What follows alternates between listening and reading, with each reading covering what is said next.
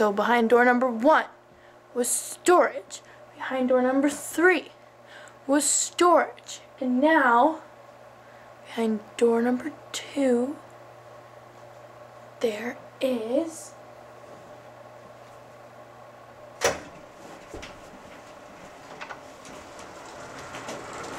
an elevator! Wow! What? An elevator? Yes, I have an elevator in my house. Okay, so let me show you guys how this nifty little guy works.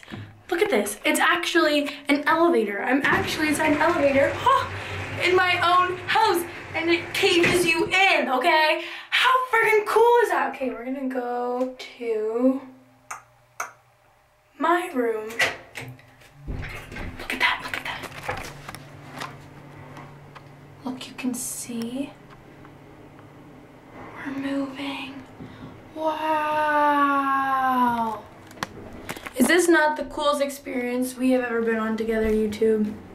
This is why we're such close friends. Okay, so we've arrived at our destination.